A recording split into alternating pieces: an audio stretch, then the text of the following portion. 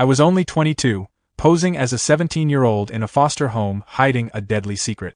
One wrong move could have exposed me, but the truth I uncovered would change everything. If I made it out alive. Before continue, please like this video and subscribe to my channel, thank you. I was 22, but the mirror in the upstairs hall showed a skinny 17-year-old with flat hair, a tired school hoodie, and a duffel that looked too light for a real life. The foster house smelled like lemon cleaner and damp carpet. A family picture hung crooked on the wall. Everyone in the frame smiled too wide. My handler called this kind of smile a warning sign. I called it my new home. The front door clicked shut behind me. The lock turned with a sound that felt heavier than it should. My heartbeat counted seconds. I was on a time clock from the moment I stepped over the threshold. The files said the home had 2 parents registered, 1 teenage girl, 1 younger boy, and a history that never quite matched the official records. The neighbors wrote notes about fights, delivery vans, and lights on at impossible hours. The city kept paying, and kids kept rotating in and out like products on a shelf. I was the latest product. I said my name and age during intake earlier that day, voice steady, eyes low. No one here asked questions now. The mother placed a set of sheets in my hands and told me to take the small spare room at the end of the hall. Her tone sounded like a script. The father stood in the kitchen with a clipboard, just out of sight, counting something, maybe pills, maybe kids, maybe minute. The teenage girl glanced past me rather than at me. The younger boy tried to meet my eyes, then looked down at his socks. I filed these things in the same place I filed passwords and exit. I walked to the spare room with my duffel loose in one hand. The floor creaked on the 3rd board near the door. I counted how many steps from the hallway corner to the window. I noted the way the blinds hung unevenly, one slat bent like a finger pointing out. The closet door had a new knob and fresh paint around it, the kind that covers a patch job.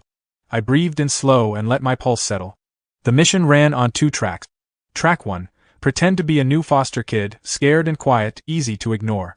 Track 2, find out where the missing kids went, who moved them, and how to stop it before the next van rolled up at midnight. My first hour always started with a scan. I moved like a bored teenager, hands in the hoodie pocket, shoulders drooped, the shape of someone who stopped asking for help a long time ago. My eyes did the actual work. The hallway smoke detector had no battery. The ceiling vent above the bathroom door had a darker stripe on the right side like someone touched it often. The kitchen door to the garage had 2 locks, one old, one new. The fridge held leftover pasta in a plastic tub and 3 neatly stacked meal prep containers with masking tape dates written in neat block letters. Tuesday, Thursday, Sunday. Too precise for a house that yelled and forgot. The mother stood at the sink wiping a plate that was already dry. Her hands kept wiping anyway. The father closed his clipboard and slid it into a drawer that didn't squeak. A smooth drawer in a squeaky house. The teenage girl leaned on the kitchen island scrolling through something on her phone, eyes unfocused like she was reading headlines in her brain rather than words on a screen. The younger boy fidgeted with a toy car, pushing it forward and then pulling it back in perfect lines, over and over, as if testing the same stretch of road again and again. The house had a pattern. I learned patterns faster than names. My training drilled me to catch the repeat and wait for the break. If people repeat, you can predict. If you predict, you survive. When I first started training, I ran in boots filled with sand until my legs shook, then practiced smiling in a mirror until my face looked honest even when my heart sped. I learned how to hear the difference between an old lock and a new one. I learned the smell of bleach before sunrise. I learned that most evil happens under bright lights and good soap. I took the spare room and made a show of unpacking. 1 shirt, 1 book, a comb with a missing tooth, a school notebook with 2 pages filled and the rest blank, like a life paused and never resumed. I placed them slowly on the dresser. The window faced the side yard. A tall fence blocked the view of the street. A camera sat on the eave pointed not toward the road but inward, across the yard to the back step. I marked that angle. It meant someone checked who left, not who arrived. Dinner started with a clatter of forks and ended with a clatter of plate. The conversation sounded like a radio station between channels. A few words, then static. The mother asked if I was settling in. I answered with a nod and a small smile. The father asked if I liked school. I said it depended on the teacher. The teenage girl said nothing, then stood, then sat again. The younger boy let his toy car rest by his plate and picked at a piece of bread like he was taking it apart to find out how it worked. I did not need to win hearts. I needed to survive long enough to trap the ring. The case file had names crossed out and time stamps circled. I made it personal the moment I saw a photo of a kid looking at the camera like a person who knocked for a long time and nobody opened the door. I did not carry that photo with me. I carried the feeling and the shape of the boy's eyes. It kept me steady when I felt anger light up my chest like a fuse. After dinner, the father took out a trash bag that didn't look full. The mother wiped the counter again. The teenage girl stared at her phone and waited for something that didn't happen. The younger boy asked permission to go to his room without asking with words. His shoulders folded forward and his feet pointed to the hallway. The father nodded. The boy vanished. I asked where to put my toothbrush and got pointed to a shared bathroom at the end of the hall. I nodded again and walked slow. In the bathroom, the mirror had a small chip on the corner. The cabinet under the sink smelled like ammonia. The vent above the door hummed louder when the fan turned on. I reached up casually and felt air move across my fingertip. The vent cover shifted under light pressure. It had been opened many times and then replaced too carefully. That dark stripe made sense now. Someone hid or took things there. A vent is common. Eyes slide past it. Mine never did. I checked the time on the cheap watch the agency issued for cover.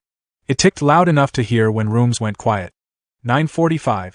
Lights out at 10 according to the house rules sheet I signed in the office. Rules do not matter in houses like this. Only patterns do. I washed my face like a tired kid and let water drip on my hoodie. A real teenager would forget a towel. I walked back to the room with my hands shoved in the pocket, fingers feeling the small plastic key fob taped to the lining. The fob was not for a car. It held a thin blade and a lockpick folded flat. I waited for the house to settle. Houses breathe. They let out heat and pull in quiet. They make noises when people move and a different kind when people plan. At 10:05, the father went to the garage. The door swung open, then shut with a soft, controlled pull that made no noise. At 10:12, the teenage girl's door clicked. At 10:15, the mother opened and closed the hallway bathroom, then returned to the kitchen. The younger boy's room stayed silent. I counted to 100 and stood up like I forgot something in my duffel. My body moved slow and loose, the posture of a kid who does not expect to be watched. I walked to the vent and lifted the cover just enough to slide 2 fingers inside. My fingertips brushed plastic, then cardboard, then nothing. The plastic piece had a tag on it. It felt like a lens. It felt like a small tracker. I swallowed my reaction and kept my face blank. I placed the cover back, counted 3 more breaths, and eased the window open half an inch, just enough to feel the outside air. Cold air brought a new smell from the yard. It wasn't grass or soil. It was rubber and oil, the kind you smell at a loading dock. The room darkened. The house sighed. A soft engine ticked alive somewhere close, lower than the street. The garage door did not open. A different door did. A door under the house. I knew it by the way the sound traveled, through the floor rather than the walls. My handler once took me into a training house with trap doors and hidden spaces and made me memorize the way different heights change sound. When you know the notes, you can play the song even in the dark. I moved to the hall and pretended I needed water. The kitchen light glowed warm.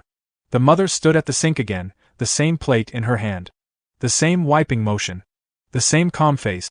The clipboard drawer was shut, but a corner of the board stuck out, just enough to tell me the father forgot his usual neatness. I filled a glass and drank slowly. The teenage girl's door opened a crack. Her eye watched me in the reflection of the microwave door. She did not look at me straight. She learned long ago never to look straight at anything that mattered.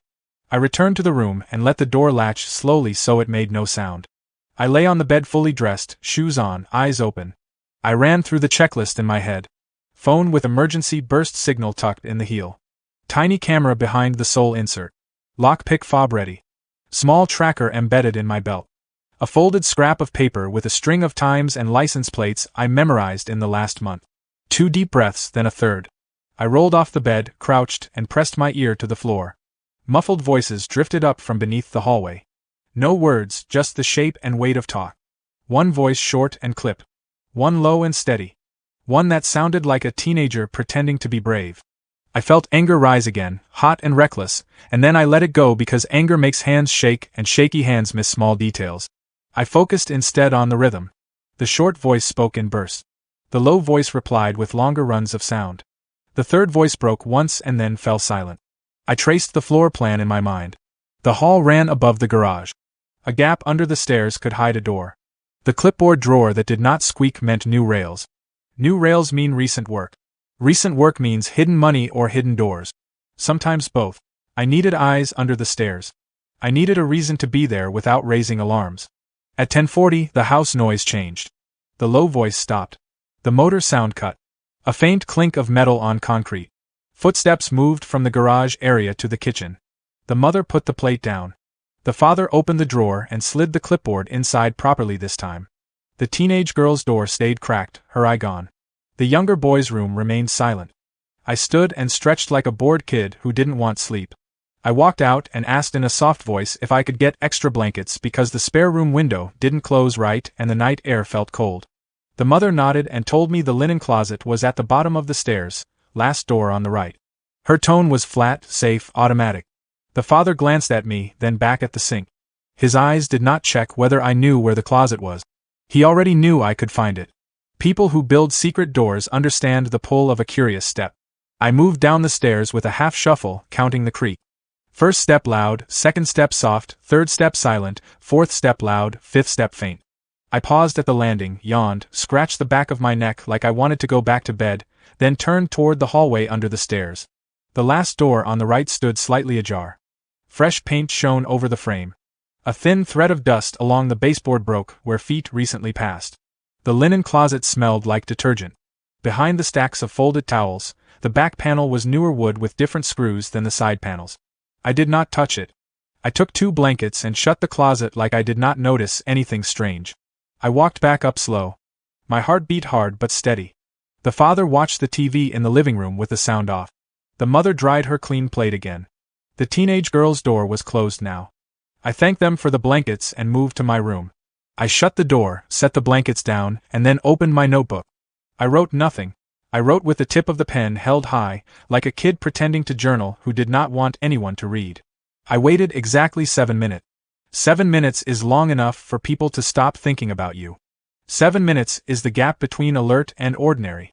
I slid to the floor, moved the bed an inch without scraping, and lifted the vent cover again. The plastic piece inside sat where I left it. I took my comb with the missing tooth and used the broken edge to pry off the sticker that hid the lens. My comb's missing tooth was not a defect. It was designed to fit small gaps without scratching. The lens popped free in my hand. I palmed it and breathed out slowly. If they watched, they would see a kid fiddling with junk. They would not see a trained hand disabling a camera. I slipped the lens into my sock, replaced the cover, and returned to the door. I listened. The house exhaled again. The ticks and hums resumed their normal pattern. I pushed my door open a hair and stared at the hallway. The bathroom vent hummed. The smoke detector had no battery. The air in the hall felt cooler near the baseboards, as if something pulled it downward through a crack. I followed the cool strip to the stairs again and moved step by step, slow enough to fit inside the creaks rather than fight them. At the bottom, I turned toward the linen closet and paused. My hand held the blankets like a prop. My eyes tracked the paint line around the frame. Fresh tape lines leave a soft ridge. This one had 2 ridges. That meant the painters taped twice, once for the frame, once for the panel. The screws on the backboard were new and placed at even distances by someone who measured. Amateurs do not measure. Professionals do. My handler always said you can tell the kind of person you face by the way they fix small things. This house fixed everything too neatly. I looked left. The garage door stood shut. I looked right. A narrow door under the lowest part of the stairs had a simple knob and a cheap lock. I felt the knob with the back of my fingers like a kid steadying himself. It was cool, not recently used. I glanced at the living room shadow where the father sat. His silhouette didn't move. I returned to the linen closet, slid the blankets on the top shelf, then let one fall with an exaggerated clumsy motion. It dropped behind the towels and hit the new panel. The sound came back hollow. Not drywall. Space. My breath steadied. I reached for the blanket, pinched it with 2 fingers, and brought it out slow. The panel shifted a hair. I set the blankets down and closed the closet. Then I took 1 step toward the stairs like I had given up, and another, and then turned back as if I forgot something. I opened the closet again. I pressed the back panel just enough to feel the give. The panel popped forward with a soft catch, then slid sideways on hidden rails. Behind it, a short crawl space opened, black and silent. The air that came out was colder than the halls. A faint chemical smell stung my nose. Not bleach this time. Something sweeter, like the clean room scent at a clinic. I counted my breaths and leaned closer. My eyes adjusted. The crawl space floor had scuff marks, many of them, shoe prints that smudged and overlapped. A small strip of light leaked from deeper inside where a second panel waited. I swallowed down the anger again and let focus take its place.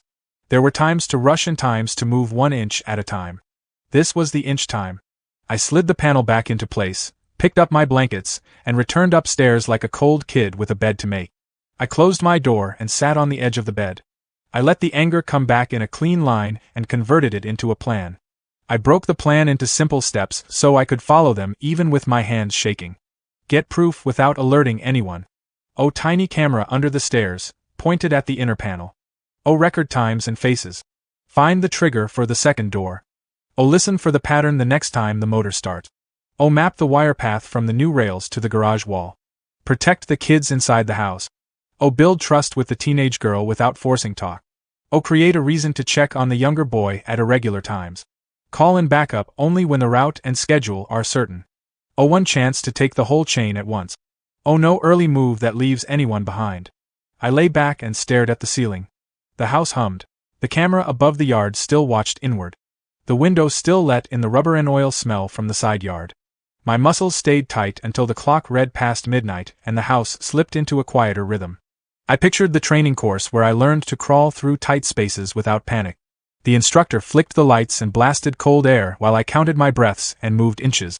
I learned to make narrow spaces feel like open ground in my mind. That memory lowered my pulse. At 1:06, the motor started again. Softer this time. A shift in weight under the stairs. A quiet scrape like a crate sliding into place. My breath froze. The sound of a van engine spooled up outside the fence and then faded, not approaching, just passing like a test. I stood and moved to the door. I opened it a crack. The hall stayed dark. The bathroom vent shut off. I slipped out and drifted down the stairs like a ghost. At the bottom, I reached the linen closet and paused. The plan said wait for proof. My gut said take a look now. My training pressure tested this exact conflict. When the gut screams, the mind should ask for one fact before moving. I searched for that one fact. The floor felt colder here than before. Cold means airflow. Airflow means open space. Meaning the panel deeper inside stood open now. I slid the closet panel sideways a fraction of an inch. The cold smell grew stronger. I eased it further and fit my shoulder through. I placed my palm on the crawl space floor and felt the vibration of machinery somewhere ahead. I moved forward an inch, then another, careful to let my weight spread, careful to keep my breath shallow and even. The second panel waited 5 feet in. A seam of light drew a thin line along the floor. I pressed my ear to it. Voices again. The short voice counted. The low voice said a number. The teenager voice whispered something and then fell silent after a sharp rebuke. I did not move. I did not push. I waited and marked the rhythm of numbers. The pattern had a purpose. Count-ins for a schedule. The ring did not guess. It measured. I withdrew an inch at a time, then slid the first panel shut and stood in the closet with the blankets pressed to my chest. My heart pounded so hard it felt like the walls could hear it. I forced air in and out until my chest loosened. Then I closed the closet and climbed the stairs. Back in my room, I tucked the tiny camera into the sock next to the lens I'd taken. I pulled the sole insert out of my shoe and slid the camera into place, lens just at the edge. It would capture a clean frame if I angled it right near the panel. I checked the time again. 1:22. The house settled. The motor stopped. A distant door clicked. I lay down on the bed with the blankets over me and my shoes still on. The agency taught me to sleep like this, ready to move, but I did not sleep. I listened to the house breathe and played the coming hours in my head, step by step, until the plan felt like muscle memory. I thought of the boy in the photo. I thought of the teenage girl's averted eyes. I thought of the neat block letters on the meal prep tape. Tuesday, Thursday, Sunday. I added another pattern, 1:06. The house finally went quiet. My mind did not. I was 22 pretending to be 17, and the door under the stairs had opened for the second time tonight. The first crack had appeared. The next move had to be clean. I stared at the ceiling and counted down from 100, slow and steady, the way I learned in training to find the center again. When I reached 1, I knew exactly what I would do at 3:30 when the house hit its deepest sleep. I would go back under the stairs. I would plant the eye. I would find the trigger. I would see the second door open from the inside. And I would start the clock that ends this house. 3:30 came like the sound of a drop of water in a silent room, small, but impossible to miss. I was already awake, lying on the edge of the bed, shoes on, the tiny camera pressed into my palm. The house felt heavier now, as if the walls leaned in to listen. I eased the blanket off my shoulders and slid to the floor. My muscles stayed loose, my breath slow. If I moved too quickly, the floor would talk. Floors always talk in houses like this. I stepped into the hall, bare light from the bathroom night bulb painting a thin strip on the carpet. The air was colder near the stairs again. That meant one thing: the crawl space under the linen closet was open. I moved down, counting the same creaks as before: step 1 loud, step 2 soft, step 3 silent, and crouched in front of the closet. My fingers found the edge of the panel, and with a gentle push, it slid just enough for me to slip inside. The cold smell hit me again. Not bleach, not cleaning chemicals. Something sharper. Industrial. My instinct said, holding area. My training said, time to record. I set the tiny camera in the corner, angling the lens to catch the second panel. It stuck perfectly in the shadow. Anyone glancing inside would see nothing but dark. The hum of machinery was louder now, accompanied by faint, metallic clinks, like chains brushing against each other. My jaw tightened. I crawled forward until the second panel's seam of light touched my fingertips. I didn't open it yet. First, I pressed my ear to the seam. 2 voices. Both low. No teenager voice this time. The words were muffled, but I caught fragments. Numbers. Addresses. Schedules. They were planning. A faint thud echoed, followed by the high-pitched whine of hydraulics. My mind painted the picture before my eyes could see it: a hidden platform or lift. I had to see. I pressed lightly, and the second panel gave way just enough to open a slit. Through it, I saw the hidden room. Bright light. Concrete floor. A table with paperwork spread out. Against the far wall, metal cages, small, square, and far too clean. They were empty now, but the smell told me they hadn't been for long. One of the men leaned against the table, checking a clipboard. The other, tall, broad, wearing gloves, loaded a black duffel into a rolling cart. The taller one spoke, and though I couldn't hear every word, the phrase "Thursday pickup" cut through. That was 2 days from now. My stomach turned. I pulled back slowly, sealed the panel, and slid out of the crawl space. My hands didn't shake, not because I wasn't angry, but because I'd learned long ago to store that anger like fuel for later. In the hall, I straightened my posture just enough to look like a restless kid getting water. I filled a glass at the kitchen sink, eyes half-lidded. The mother was there, wiping that same plate, only now her eyes were locked on me in the reflection of the window. She didn't blink. I nodded slightly, played the role, and headed back upstairs. But as I reached the top step, I saw something that froze me mid-stride. The teenage girl's door was wide open. She stood there, staring at me, her face pale, her lips pressed into a thin line. Her eyes flicked toward the stairs, then back at me. She knew. Not just about me, she knew what was under the stairs. And from the look in her eyes, she wasn't sure if I was part of it. Or trying to stop it. I stepped into my room, closed the door, and sat on the bed. The plan had just changed. I needed her trust. But in a house like this, trust wasn't given, it had to be earned in whispers, in shadows, when no one else was listening. And I had to get it before Thursday night. By morning, I had memorized the sound of her footstep. Light, quick, always pausing at the top of the stairs before she committed to going down. That pause told me she listened first, for arguments, for orders, for anything out of place. When I stepped into the kitchen for breakfast, she was already there, pouring cereal without looking at the bowl. The mother moved around her like she wasn't even in the room. The father sat at the table, reading a newspaper he never turned. I took the chair farthest from everyone, playing my role as the new, withdrawn foster kid. I let the silence stretch until the mother asked if I wanted toast. I shook my head. I caught the girl's eyes for half a second. She looked away fast. But the way her hand tightened on the cereal box told me she was still thinking about the look we shared last night. After breakfast, the father left with the clipboard. The mother disappeared into the laundry room. That left the two of us in the living room, pretending to watch the TV that was just showing weather updates. "You've been here 2 days?" she asked, voice flat. I nodded, like small talk was painful for me. "Got here last night." She didn't respond. She just stared at the muted TV. I needed her to talk more, but pushing too hard would get me nowhere. So I gave her a breadcrumb. "Your door was open last night." That made her eyes shift to me again. "I know." We didn't say anything else. But in that single exchange, we both understood. She'd been testing me, and I'd noticed. The rest of the day, I stayed in the background, watching patterns. The younger boy went to school in the morning but came back earlier than he should have. The house had no real explanation for it. The girl didn't go to school at all, at least not today. At exactly 4:12 p.m., the garage door opened. A plain white van pulled halfway inside, the rear doors facing inward toward the hidden space under the stairs. The father closed the garage door before the van was all the way in. I watched from my bedroom window, but the fence blocked my view of the driver's side. All I saw was the van's shadow sliding across the side yard before disappearing into the dark. 5 minutes later, the faint hum of machinery came from beneath me. They were moving something again. Not people, not yet, but equipment. Probably getting ready for Thursday's pickup. That night, I waited for the sound of the girls' steps in the hallway. Around 11 p.m., I heard them, 3 quick, then a pause. I opened my door just as she passed. She froze. "You're not one of them," she said, voice low. Not a question. I kept my face unreadable. "And you're not safe here." Her eyes darted toward the younger boy's room. "He's not either." I nodded once. "Then we help each other." She hesitated, then whispered, "Midnight. Upstairs bathroom." She walked away before I could answer. At 12 o'clock sharp, I was in the bathroom, leaning against the counter like I'd been there for a while. She came in, locked the door, and turned on the shower to cover our voices. "They send kids out the back," she said quickly. "Sometimes in boxes, sometimes in vans. The ones in boxes never come back." I asked, "Thursday?" She nodded. "Thursday. And it's bigger this time.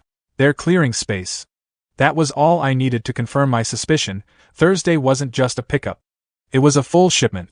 I told her I had a way out, but we needed proof to bring the whole operation down. She stared at me for a long moment, then said, "I can get you in the room under the stairs, but only once. And if they catch you..." She didn't have to finish. I had 2 days to set everything in place. 2 days before Thursday night changed from an opportunity to a disaster. Wednesday night tasted like metal in the air. Every sound in the house seemed sharper, the scrape of a chair leg, the click of a light switch, even the faint hum of the refrigerator. I stayed in my room, pretending to doze off early, waiting for the signal. The girl's plan was simple, but the danger was in the details. The mother always fell asleep in the recliner around 11:15 p.m., the TV flashing images she never really saw. The father made his last rounds at 11:30, checking the garage, locking the front door, and sliding the clipboard into its silent drawer. At 11:45, he'd retreat to the bedroom. That left a narrow 15-minute window. At 11:47, I heard the agreed signal, 3 light taps on my door. I slipped out with my shoes already on and followed her down the hall. She moved like someone who'd done this before, staying in the carpeted strip, avoiding the boards that creaked. In the linen closet, she pulled the towels aside and pressed her thumb against a hidden latch on the back panel. The wood shifted, sliding open without a sound. She looked at me once, the kind of look you give someone before they jump into deep water, then slipped inside. I followed, closing the panel behind us. The crawl space smelled stronger now, that industrial clean scent mixed with something stale. I could feel the hum of machinery through my palms as I crawled forward. The second panel came into view, light leaking through the seam. She reached for a wire tucked into the corner and pulled it twice, sharply. I heard a soft mechanical click, the lock releasing. We slid the panel open, and the hidden room revealed itself in full. Concrete walls. Bright, surgical lighting. The table I'd glimpsed before, now covered with paperwork, plastic zip ties, and clipboards. Along the right wall, 3 metal cages sat in a row. 2 were empty. 1 wasn't. Inside was a boy, no older than 9. Knees drawn to his chest. Eyes wide and glassy. He didn't make a sound when he saw us. That was worse than crying. The girl knelt quickly, whispering to him through the bars. I scanned the room, taking mental snapshots, the serial numbers on the crates stacked in the corner, the labels on the duffels, the license plate printed faintly on the paperwork. Then my eyes landed on the van parked beyond the open back door. Not the white one I'd seen before, this one was dark blue with tinted windows. The kind of van you could drive through any neighborhood without raising suspicion. I was about to step closer to get the plate number when a sharp sound cracked through the air, the metallic snap of a bolt sliding into place. The back door had just locked. The girl's head whipped toward me, her face draining of color. Footsteps echoed in the space beyond the van. Heavy, deliberate. I mouthed one word, "Hide." We ducked behind the crates just as the panel we'd come through slid shut from the outside. The footsteps grew louder. Whoever was coming wasn't in a hurry. And that meant they already believed they owned the room. And everything inside it. The footsteps stopped just outside the van. I could hear the weight of the man shifting, boots scraping against concrete, like he was surveying the room. The girl crouched so low beside me that her breathing disappeared completely. The boy in the cage stayed utterly still, like he'd learned that movement only drew attention. Keys jingled. A metal latch clicked. The van's rear doors opened and the smell of gasoline and cold night air flooded in. Something heavy thudded onto the floor, not a person, but the sound of a crate sliding. The man grunted. 2 more by Thursday, he muttered to himself. His voice was gravel, the kind that stays low even when angry. I'd heard that tone before, the tone of someone who didn't need to shout to be dangerous. I risked a glance from behind the crate. He was big.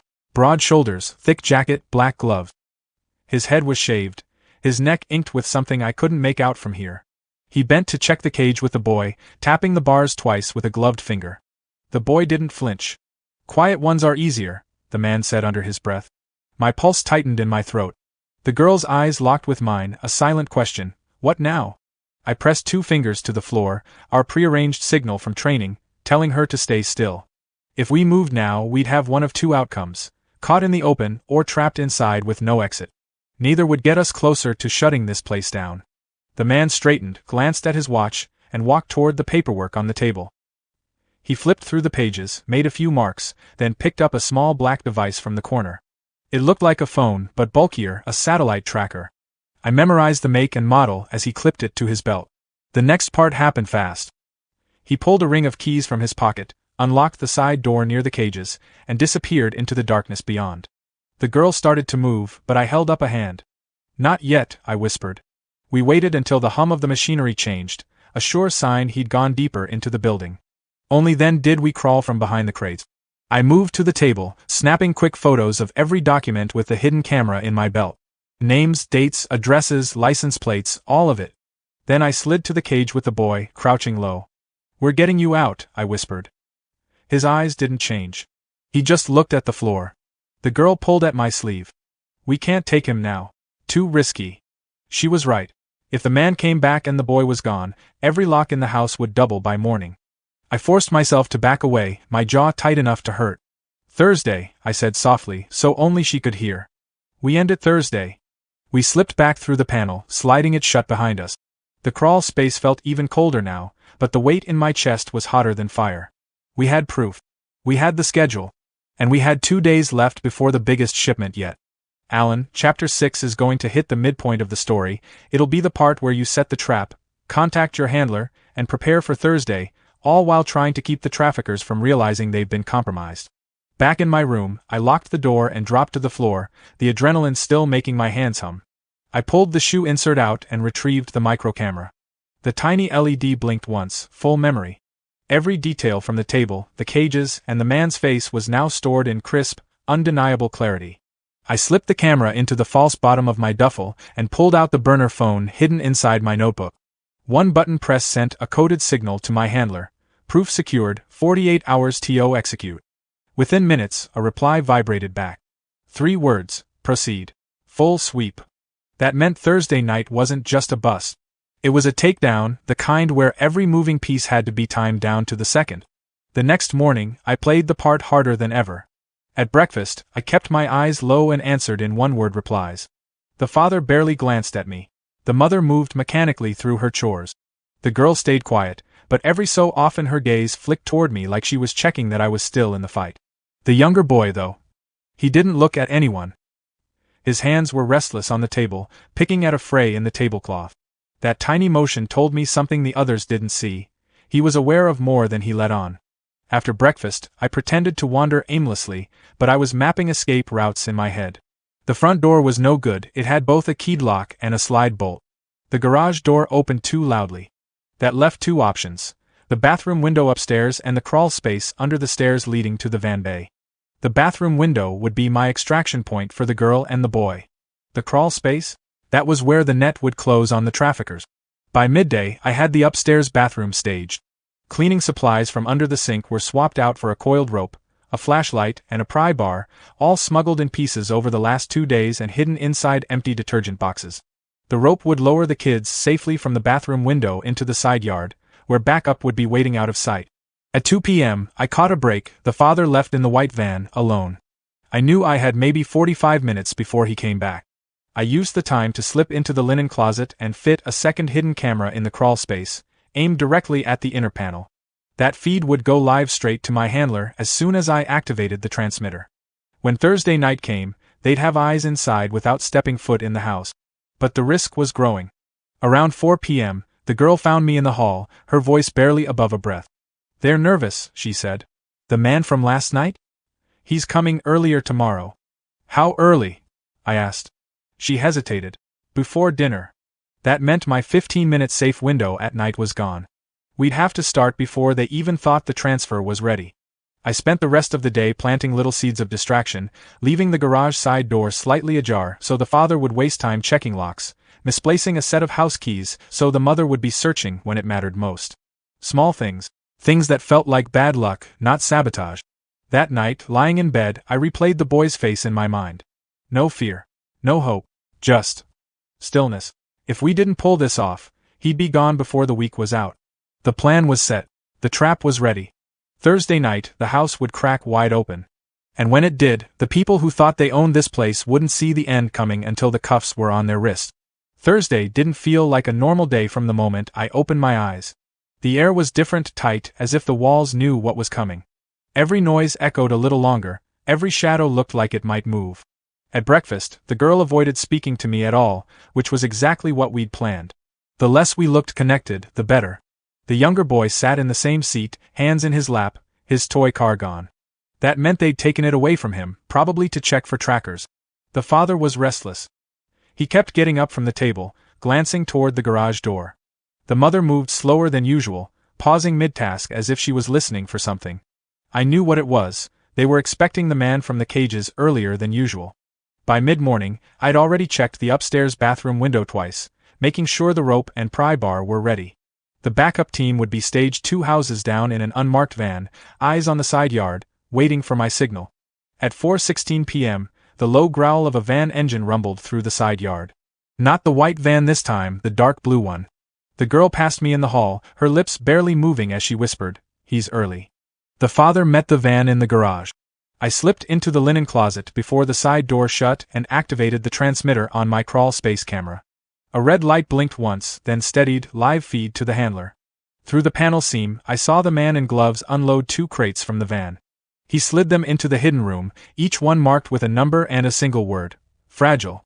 They weren't fragile because they were breakable. They were fragile because of what was inside. The man checked his watch, muttered something to the father, and left again. The father stayed in the hidden room, pacing, clipboard in hand. I crawled back out before the panel could slide shut, closing the closet just as the girl walked by with a laundry basket. Her eyes flicked once toward me, our silent confirmation that it was time. At 6:32 p.m., dinner was loud enough to cover the first stage of the operation. I forgot my notebook upstairs and excused myself. In the hall, I signaled the girl to follow in 2 minutes. She would bring the boy. In the bathroom, I unlatched the window and tossed the rope out into the cold air. It landed against the fence with a dull thud. I secured it to the plumbing under the sink and pulled hard, solid. The girl slipped in with the boy, his eyes darting between us but still silent. She crouched to his level. "We're leaving. Now." I climbed out first, landing in the side yard, then guided them both down. The backup team emerged from the shadows, taking the boy into the safety of the van. The girl stayed with me. She wanted to see it end. We moved back inside, closing the bathroom window behind us. Now came the part that would make or break everything, catching them in the act.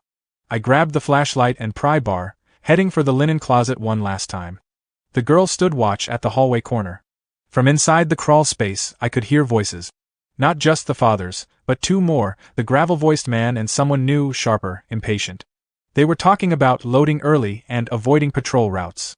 I slid the panel open just enough for the crawl space camera to see them both. My handler would have their faces, their voices, their timing. And then, the sound I'd been waiting for. A quiet series of clicks in my earpiece, the handler's go signal. We were live. Thursday didn't feel like a normal day from the moment I opened my eyes. The air was different, tight, as if the walls knew what was coming. Every noise echoed a little longer, every shadow looked like it might move. At breakfast, the girl avoided speaking to me at all, which was exactly what we'd planned. The less we looked connected, the better. The younger boy sat in the same seat, hands in his lap, his toy car gone. That meant they'd taken it away from him, probably to check for trackers. The father was restless. He kept getting up from the table, glancing toward the garage door. The mother moved slower than usual, pausing mid-task as if she was listening for something. I knew what it was. They were expecting the man from the cages earlier than usual. By mid-morning, I'd already checked the upstairs bathroom window twice, making sure the rope and pry bar were ready. The backup team would be staged 2 houses down in an unmarked van, eyes on the side yard, waiting for my signal. At 4:16 p.m., the low growl of a van engine rumbled through the side yard. Not the white van this time, the dark blue one. The girl passed me in the hall, her lips barely moving as she whispered, "He's early." The father met the van in the garage. I slipped into the linen closet before the side door shut and activated the transmitter on my crawl space camera. A red light blinked once, then steadied, live feed to the handler. Through the panel seam, I saw the man in gloves unload 2 crates from the van. He slid them into the hidden room, each one marked with a number and a single word: fragile. They weren't fragile because they were breakable. They were fragile because of what was inside. The man checked his watch, muttered something to the father, and left again. The father stayed in the hidden room, pacing, clipboard in hand. I crawled back out before the panel could slide shut, closing the closet just as the girl walked by with a laundry basket. Her eyes flicked once toward me, our silent confirmation that it was time. At 6:32 p.m., dinner was loud enough to cover the first stage of the operation. I forgot my notebook upstairs and excused myself. In the hall, I signaled the girl to follow in 2 minutes. She would bring the boy. In the bathroom, I unlatched the window and tossed the rope out into the cold air. It landed against the fence with a dull thud.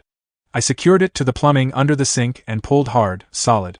The girl slipped in with the boy, his eyes darting between us but still silent. She crouched to his level. "We're leaving. Now." I climbed out first, landing in the side yard, then guided them both down. The backup team emerged from the shadows, taking the boy into the safety of the van.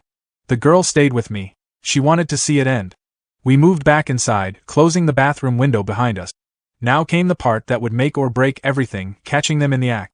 I grabbed the flashlight and pry bar, heading for the linen closet one last time. The girl stood watch at the hallway corner. From inside the crawl space, I could hear voices. Not just the father's, but 2 more, the gravel-voiced man and someone new, sharper, impatient. They were talking about loading early and avoiding patrol routes. I slid the panel open just enough for the crawl space camera to see them both. My handler would have their faces, their voices, their timing. And then, the sound I'd been waiting for. A quiet series of clicks in my earpiece, the handler's go signal. We were live. The hidden room felt different once they were gone, no more pacing boots, no clipped orders, no cold eyes measuring kids like cargo. Just the hum of equipment and the shuffle of officers gathering evidence. 2 medics knelt by the boy from the cage, checking his vitals. The other kids from the crates were wrapped in blankets, eyes wide, clinging to the warmth. I stayed out of their way. Sometimes the best thing you can give a rescued kid is space. The father was in cuffs on the floor, head down, muttering to himself. The gravel-voiced man stared at the wall like it could undo the last 20 minutes. Cap kept looking at the open garage door, as if it might still save him. None of them would see the outside of a cell for a decade. The girl stood in the corner, hugging herself, watching the medics work. When I walked over, she didn't speak at first. She just searched my face, as if making sure I was still real. "You kept your promise," she said finally. Her voice was soft but steady. "So did you," I told her. An officer stepped in, motioning her toward the hallway. "Protective custody. She's safe now," he assured me. She hesitated, then reached out and squeezed my hand, quick, firm, and final. "Don't forget them," she said, nodding toward the rescued kids. "I won't," I replied. She left with the officer, disappearing into the brighter light beyond the doorway. The air in the room seemed to warm just a little as she went. I took one last look at the cages, the crates, the scattered papers. Everything that had been hidden was now out in the open. And soon, everyone who'd been trapped would be, too. The night air outside hit me like a clean wave after days of stale breath and closed doors. The flashing red and blue lights painted the street, reflecting off the wet pavement. Neighbors stood in clusters behind the police tape, whispering, their faces a mix of shock and relief. The backup van door slid shut behind the rescued kid. One of the medics gave me a nod. They were stable and on their way to the hospital. That nod meant more than any medal I'd ever been handed. My handler stepped up beside me, hands in his coat pockets. "Operation's clean," he said. "No leaks. No one slipped away." I didn't answer right away. I was watching the girl in the back of another vehicle, speaking to a female officer. She caught my eye for a moment and gave the smallest of nods before the door closed. That was all I needed. The father, the gravel-voiced man, and Cap were being loaded into separate squad cars, wrists cuffed tight, faces lit in harsh strobes from the cruiser lights. I didn't feel triumph. I felt something quieter, the kind of satisfaction that comes when you know the damage stops here. As the last car pulled away, the house stood there in the dark, its secrets stripped bare. It would never hide another child again. I walked toward the unmarked car waiting for me, my boots splashing through shallow puddles. The handler followed. "Job's done, Alan," he said. "Not yet," I replied, eyes still on the road where the vans had driven away. Job's done when they never have the chance to start again. Then I got in the car, closed the door, and let the city swallow the night behind me. Justice had arrived, and it was staying. Please like this video and subscribe to my channel, thank you.